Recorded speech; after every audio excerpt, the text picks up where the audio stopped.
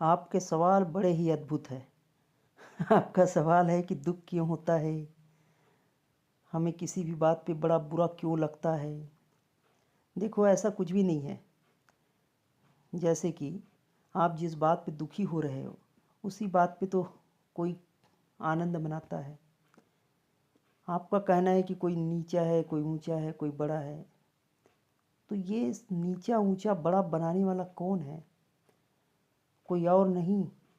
हमने जो सोचा, हमने जो बनाया, हमने जो कर्म किया, उनके जिम्मेदार हम खुद हैं। आप प्रकृति के नियम को समझें। समुद्र के अंदर खारा है उसके भी कारण, और पेड़ से पत्ते झड़ते हैं उसके भी कारण। सबके कारण प्रकृति है और हम भी प्रकृति में ही हैं। प्राकृतिक नियमों को उल्लंघन नहीं कर सकते। चाहे आपके शरीर में फोड़ा हो, चाहे बीमारी हो। आप एक उदाहरण से समझो, आपके शरीर में अगर बीमारी है, आप क्या करने वाले हो? इलाज कराओगे, ठीक है। लेकिन अगर इलाज नहीं कराते तब क्या होता? प्रकृति अपना काम करती। जैसे कि सर्दी हो गई, स्वाभाविक आपको छींके आना चालू होता है।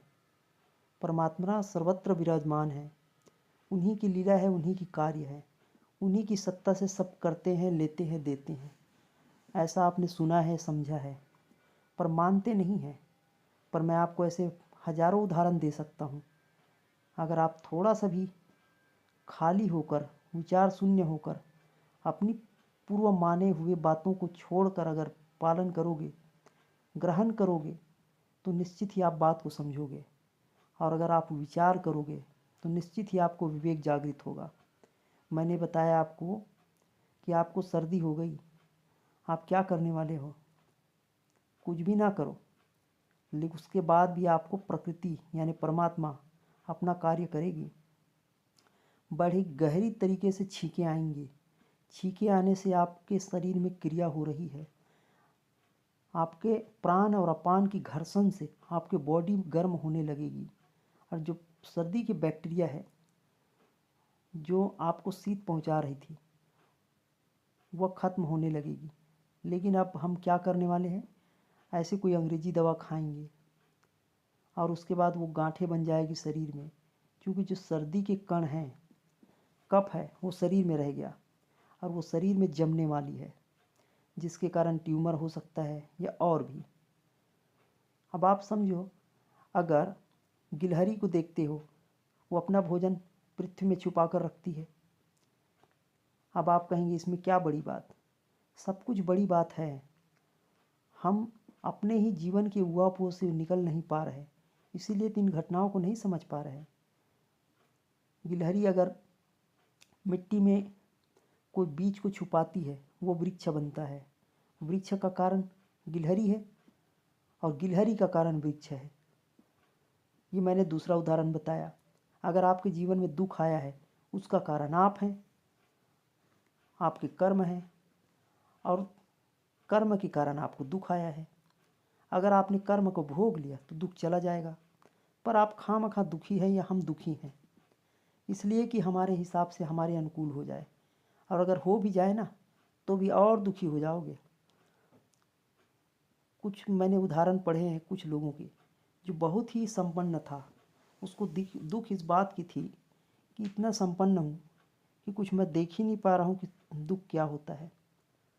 तो उन्होंने अपने सारे दौलत, अपनी जो कमाई पूंजी छोड़कर वो पत्रकारिता, चित्र बनाने का काम करने लगा। अब आप कहेंगे सारे धन संपन्नता थी, चित्र क्यों बनाने लगा? उनको मन में ये पीड़ा थी कि धन संपन्नता तो है, पर उनके जो अंदर जो छुपी है इच्छा, वो पूरी नहीं हो रही। उसे पूरा करने के लिए, मतलब दूसरी बात क्या आई? पहला तो हम विचार नहीं करते हैं, और दूसरा हम संतोष नहीं करते हैं, इसीलिए तो दुख आता है। और जब उसने संतोष नहीं किया अपने पहले ज़िंदगी में, तो उन्होंने चित्रकारिता करने लगा, और चित्रकारिता करेगा तो उसने दुख को खुद अंगीकार किया। अब आप कहेंगे इसमें क्या बड़ी बात? बड़ी बात तो है। आप भी सोचिए कि आपके पास जो धन है, रुपया है, जो नौकरी है, क्या कुछ लोगों के पास और है? हाँ है, लेकिन आपसे नीचे भी तो है। वो आपको पाना चाहते हैं, आप किसी ऊपर वाले को पाना चाहते हो। संतोष नहीं है जीवन में। मैंने आपको दो बातें बताया। पहला तो हम विचार नहीं करते हैं कि जो कुछ हो रहा है उसके पीछे हम ही जिम्मेदार हैं या परमात्मा का लीला है। अगर हम ऐसा सोच लेते, विचार कर लेते, तो हमें दुख क्यों होता? क्योंकि अगर घटना आपके साथ जो घटी है वो औरों के साथ घटती है, पर हमारे अंदर विचार नहीं है। और इसके पीछे कारण है तीसरी, कि हम सत्संग नहीं करते। अगर आप आज सत्संग में बैठे हो तो इन बातों को जान पाओगे। तो दुख और पीड़ा का कारण हम खुद ही हैं। पर अगर हम संतोष कर लेते हैं, विचार करते हैं, सत्संग करते हैं, तो निश्चित ही आपके जीवन में सम आएगा। सम का मतलब एक समता आएगी, सुख और दुख में सम रहने का। अब आपने कभी सुना भी होगा कि ऐसे कोई साधु है, ऐसे भी लोग हैं जिनके पास में कोई कपड़े ही नहीं। या कबीरदास के बारे में सुना आपने, सिर्फ कपड़े बुनने से ही वो प्रसन्न है। हर कार्य को वो प्रसन्नता से करते हैं, भगवान की लीला समझते हैं। आप और हम नहीं समझते। ऐसी क्या कारण है? क्योंकि सत्संग करते नहीं, हर घटनाओं को विचार करके देखते नहीं। हमारे अंदर विवेक नहीं है, संतोष नहीं है, जिनके कारण समता भी नहीं है। हमारे मन में कोई भी इच्छा उठती है, हम उसे पूरा करने चले गए। अब पूरा करते करते ऐसे कईयों ने पूरा किया, लेकिन हमें कुछ मिला नहीं। एक इच्छा पूरी हुई, दूसरी इच्छा प्रकट होगी।